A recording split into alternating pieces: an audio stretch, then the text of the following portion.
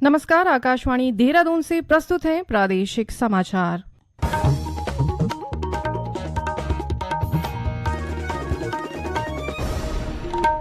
पहले मुख्य समाचार। पर्यटन मंत्री सतपाल महाराज ने कहा, त्रिजुगी नारायण को वैदिक पर्यटन विलेज के रूप में विकसित किया जाएगा। सहकारिता मंत्री डॉक्टर धन सिंह रावत ने कहा, प्रदेश के विकास में राष्ट्रीय कृषि और ग्रामीण विकास बैंक नाबार्ड का महत्वपूर्ण योगदान है। बद्रीनाथ और केदारनाथ धाम में अब तक 25,60,000 से अधिक श्रद्धालुओं ने दर्शन किए। और उत्तरकाशी, देहरादून और टिहरी जिलों में आज कहीं कहीं भारी बारिश का येलो अलर्ट।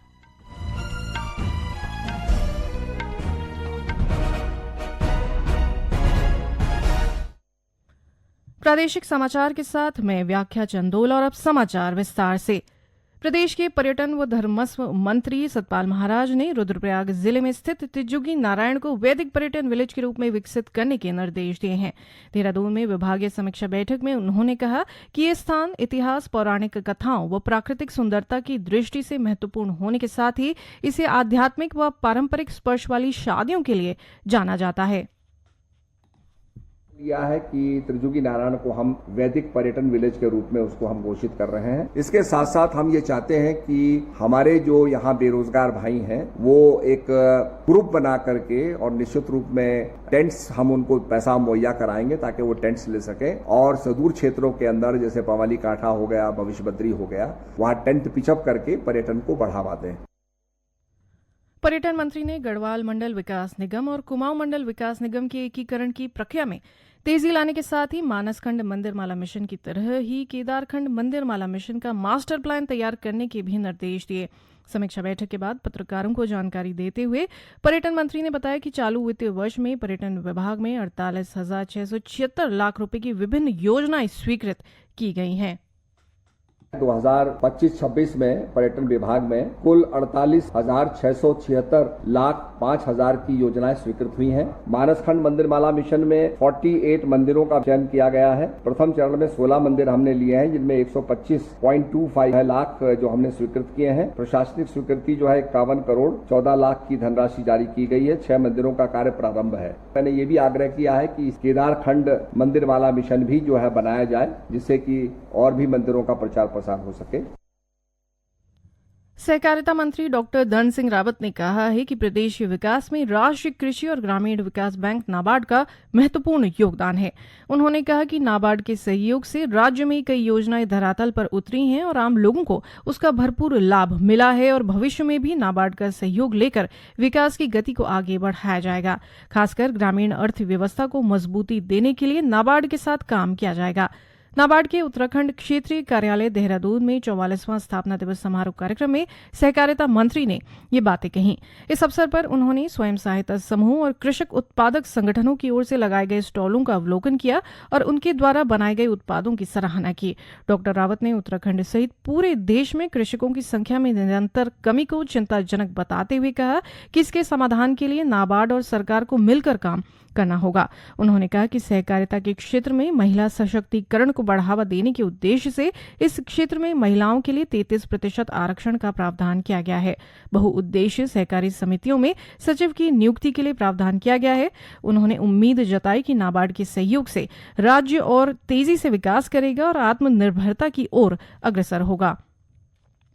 त्रिस्तरीय पंचायत चुनाव के लिए पहले चरण में 24 जुलाई को होने वाले मतदान को शांतिपूर्ण संपन्न कराने के लिए रुद्रप्रयाग के पुलिस अधीक्षक अक्षय प्रहलाद कोंडे ने सभी थाना, चौकी और अन्य विभागीय शाखा प्रभारियों के साथ बैठक की। इस मौके पर उन्होंने आचार संहिता तिथि से अभी तक थानावार की गई निरोधात्मक कार्यवाही की समीक्षा की। उन्होंने चुनाव ड्यूटी के लिए तैनात पुलिस बल की समीक्षा करते हुए QRT और रिजर्व पुलिस बल को थाना क्षेत्र में उपलब्ध रखने के निर्देश दिए। साथ ही चुनाव प्रकोष्ठ के लिए तैनात होने वाले पुलिस बल का विवरण और आने वाले दिनों में ब्रीफिंग और पुलिस बल का मूवमेंट प्लान करने की बात कही। उन्होंने सभी थाना व शाखा प्रभारियों को चुनाव की संवेदनशीलता के दृष्टिगत शांतिपूर्ण और सकुशल तरीके से चुनाव कराने के निर्देश दिए। उत्तरकाशी जिले की बड़कोट नगर पालिका परिषद क्षेत्र के तहत लगभग 2695 मतदाताओं का नाम 2 मतदाता सूचियों में दर्ज होने के मामले में उत्तराखंड उच्च न्यायालय ने राज्य निर्वाचन आयोग से अपना निर्णय स्पष्ट करने को कहा है। मुख्य न्यायाधीश जी नरेंद्र और न्यायमूर्ति आलोक मेहरा की खंडपीठ ने इस मामले में दायर एक जनहित याचिका की सुनवाई करते हुए आयोग से आगामी 28 जुलाई तक न्यायालय में रिपोर्ट पेश करने को कहा है। देहरादून जिले में चक्राता क्षेत्र के हरभटपुर के समीप एक वाहन से आबकारी विभाग की टीम ने 25 पेटी अवैध शराब के साथ 2 अभियुक्तों को गिरफ्तार किया है।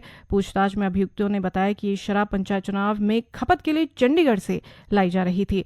पकड़े गए दोनों अभियुक्तों के विरुद्ध आबकारी अधिनियम के तहत मुकदमा दर्ज किया गया है। आबकारी विभाग और पुलिस का पंचायत चुनावों के दृष्टिगत लगातार सघन चेकिंग अभियान जारी है।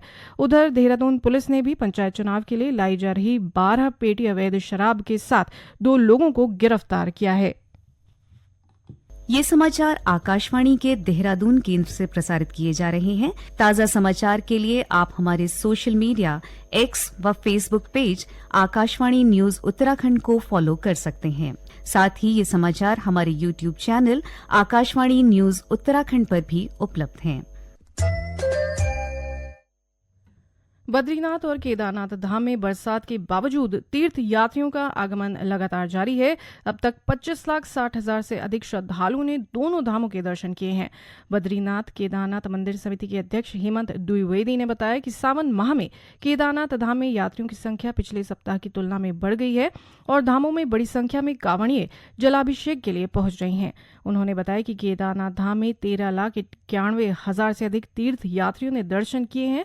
वहीं 11,69,000 से अधिक तीर्थ यात्रियों ने भगवान बद्री विशाल के दर्शन किए हैं। श्री द्विवेदी ने कहा कि प्रदेश सरकार और मंदिर समिति ने यात्रा प्रबंधन के लिए समुचित व्यवस्थाएं की हैं, जिसके चलते यात्रा सुगमता से चल रही है।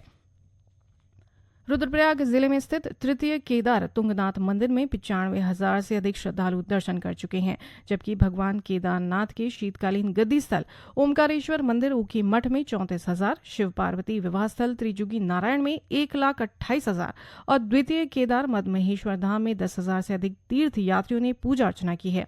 20 जून के बाद सभी तीर्थ स्थलों में श्रद्धालुओं की संख्या में गिरावट आई थी, लेकिन पवित्र सावन मास शुरू होते ही यहां भक्तों की संख्या बढ़ने लगी है। मौसम विभाग ने आज उत्तरकाशी, देहरादून और टिहरी जिलों में कहीं कहीं भारी बारिश का येलो अलर्ट जारी किया है। इस अवधि में राज्य के पर्वतीय जिलों में कहीं कहीं गर्जन के साथ आकाशीय बिजली चमकने और तीव्र से अति तीव्र दौर की बारिश की संभावना है। विभाग ने अल्मोड़ा, नैनीताल, चंपावत और उधमसिंह नगर जिले के कुछ स्थानों पर जबकि शेष जिलों के अनेक स्थानों पर गर्जन के साथ हल्की से मध्यम बारिश की संभावना जताई है। मौसम विभाग के पूर्वानुमान को देखते हुए टिहरी जिले में कक्षा 1 से 12 तक की स्कूलों और आंगनबाड़ी केंद्रों में आज अवकाश घोषित किया गया है। इस बीच राजधानी देहरादून सहित प्रदेश के अधिकांश हिस्सों में बादल छाए हुए हैं। अल्मोड़ा में मौसम सामान्य है। बागेश्वर में जिले में मलबा आने से बाधित आंतरिक मोटर मार्गों को खोलने के लिए संबंधित विभाग द्वारा प्रयास किए जा रहे हैं। प्रशासन ने लोगों से सावधानी बरतने की अपील की है। विशेषकर पहाड़ी क्षेत्रों में अनावश्यक यात्रा से बचने की सलाह दी गई है। हरियाली और पर्यावरण संरक्षण को समर्पित उत्तराखंड के लोक पर्व हरेला के अवसर पर मसूरी के दूरस्थ गांव दूली में एक समाज सेवी संस्था ने पौधारोपण कार्यक्रम का आयोजन किया।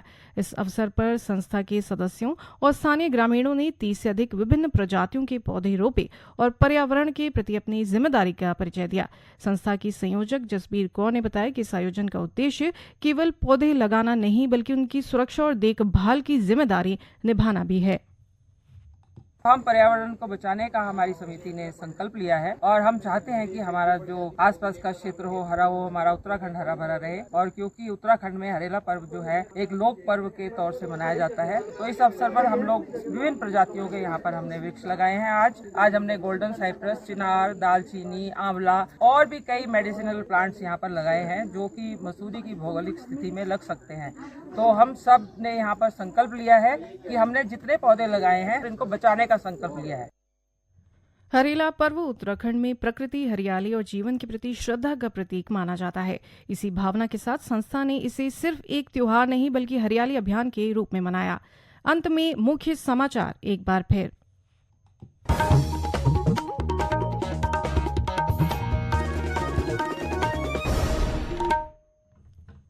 पर्यटन मंत्री सतपाल महाराज ने कहा, त्रिजुगी नारायण को वैदिक पर्यटन विलेज के रूप में विकसित किया जाएगा। सहकारिता मंत्री डॉक्टर धन सिंह रावत ने कहा, प्रदेश के विकास में राष्ट्रीय कृषि और ग्रामीण विकास बैंक नाबार्ड का महत्वपूर्ण योगदान है। बद्रीनाथ और केदारनाथ धाम में अब तक 25,60,000 से अधिक श्रद्धालुओं ने दर्शन किए और उत्तरकाशी, देहरादून और टिहरी जिलों में आज कहीं कहीं भारी बारिश का येलो अलर्ट। इसके साथ ही प्रादेशिक समाचार का ये अंक समाप्त हुआ। अगला समाचार बुलेटिन शाम 6:30 बजे प्रसारित किया जाएगा। नमस्कार।